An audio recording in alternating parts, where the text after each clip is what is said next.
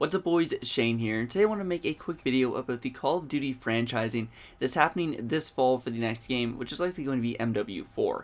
So basically what this is instead of sort of having the previous system where teams would qualify for a league, there'd be a pro league that like the best 16 teams in the world would play and qualify for, they're actually going to have teams buy spots and then basically just sign players to deals on those spots. So there's really no qualifying anymore. There will still be an amateur scene and an open bracket, but it won't be the same as before. And today they announced some of the cities that have actually bought teams. Before we get into this, just like say the gameplay in the background is from my Twitch channel. It's just Shane the Laser, just like my YouTube channel. I'll have a link down below in the description because I usually stream there almost every day now. I'm starting to get back into it.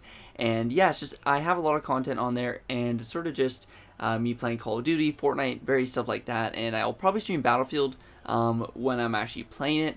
But yeah, I just stream scrims, pro points, league play, all that kind of stuff. So don't forget to give that a follow if you are interested. And yeah, let's just get into the rest of the video.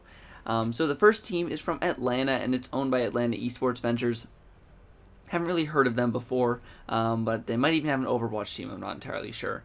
Next is Dallas, which is owned by Team Envy, which has been in the Call of Duty scene forever, pretty much since the start, since 2007 actually. So that's good to see that a Call of Duty team's actually getting in on it. Next is New York, which is owned by Sterling VC, which is a venture capital company, and it's also partnered with the New York Mets owners. So it's sort of just like big investors within the city trying to buy it, which is cool. Next is Paris, which is owned by DM Esports. They also have a Overwatch League team as well. And then Toronto's the last one that they've announced, which is Overactive Media, which is basically Splice. And Splice already has a Call of Duty team as well. Now, what I'm hearing also is that it won't just be the teams that are signed. There's actually going to be a draft. So basically, there's just going to be a ton of players that are eligible for the draft, and each team gets to draft them just like a sports team.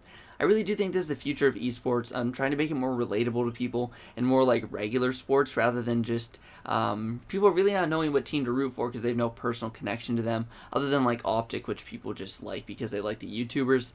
But I do think while this may hurt for the first year or so, people will be kind of think it's weird. In the long run, I definitely think it's the right move for Call of Duty.